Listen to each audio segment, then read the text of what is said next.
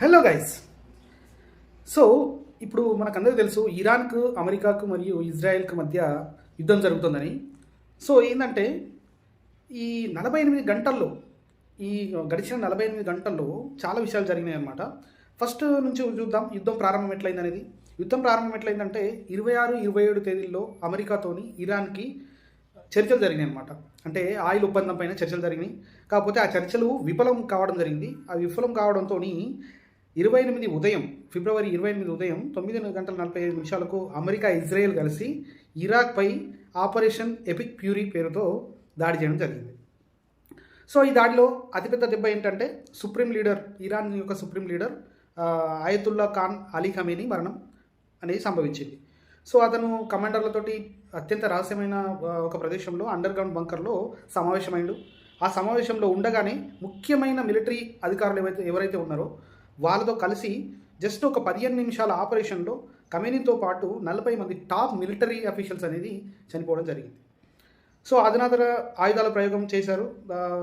దీంట్లో ఇరాన్ ర్యాడర్లకు కూడా అందకుండా, ఎంత తెలుగుగా చేశారంటే ఇరాన్ ర్యాడర్లకు కూడా అందకుండా నేలకు దగ్గరగా ప్రయాణించి లక్ష్యాలను ఛేదించడం జరిగింది.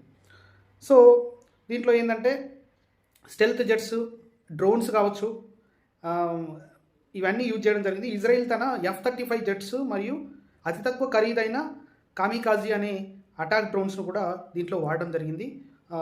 ఈ ఎయిర్ డిఫెన్స్ సిస్టమ్ అనేది నాశనం చేయడం జరిగింది. సో ఇంకోది ఏంటంటే ఇరాన్ ప్రతీకారంగా ఏం చేసిందంటే, సో హైపర్సోనిక్ మిసైల్స్ తన సుప్రీం లీడర్ మరణానికి ప్రతీకారంగా ఏం చేసిందంటే ఇజ్రాయెల్ మరియు అమెరికన్ బేస్లపై దాడి దిగింది. ఇజ్రాయెల్పై 150కి పైగా మిసైల్స్ పంపగా చాలా మిసైల్స్ను వాళ్ళు డిజేబుల్ చేయడం జరిగింది. అయితే ఇరాన్ ఈసారి ఫతా-1 వంటి హైపర్సోనిక్ మిసైల్స్ కూడా వాడింది. ఇవి ధ్వని కంటే ఎక్కువగా వేగంగా కూడా ప్రయాణిస్తాయి అన్నమాట.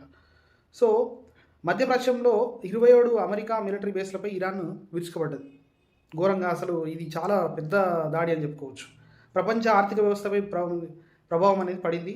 యుద్ధం కారణంగా ఇరాన్ స్టేట్ ఆఫ్ హర్మూజ్, అంటే ఈ ఆయిల్ ఎక్కడైతే తీసుకొస్తారో ఆ ద్వారాన్ని అనేది మూసివేయడం జరిగింది.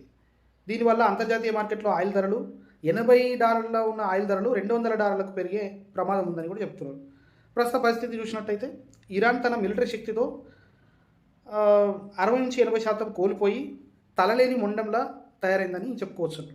అంటే ఏంటంటే చాలా దాడిలో చాలామంది ప్రాణాలు కోల్పోయారు. ఇంకా రష్యా, చైనాలు ఈ దాడులను ఖండిస్తుండగా మూడవ ప్రపంచానికి థర్డ్ వరల్డ్ వార్కి దారితీస్తుందేమో అని అన్ని దేశాలు చర్చ